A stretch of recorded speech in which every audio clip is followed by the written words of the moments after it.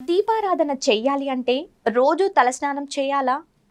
సాధారణంగా చాలామంది స్త్రీలకు వచ్చే ప్రశ్న ఇదే. ఇదే సందేహంతో కొందరు రోజు దీపారాధన చేయడం మానేస్తూ ఉంటారు, మానేస్తారు కూడా. అయితే పెళ్లి అయిన స్త్రీలు రోజువారీ చేసే నిత్య దీపారాధనకి రోజు తలస్నానం చేయాల్సిన అవసరం లేదు.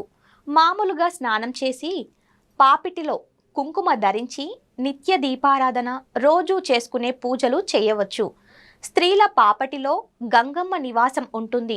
పాపటిలో కుంకుమ ధరించడం వల్ల గంగమ్మ తల్లిని అక్కడ కొలువుకొని పూజించిన ఫలితం కలుగును. అందువల్ల పాపటిలో కుంకుమ ధరిస్తే తలస్నానం చేసినట్టు.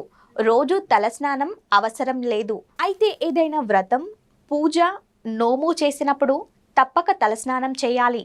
సాధారణంగా ఆడవాళ్ళు బుధవారం, శనివారం తలస్నానం చేయడం మంచిది. వ్రతాలు ఉన్నప్పుడు శుక్రవారం చేయవచ్చు.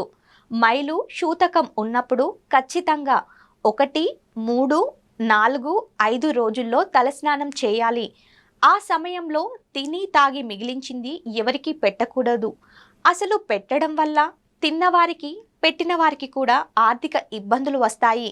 ముఖ్యంగా భర్తకు పెట్టకూడదు.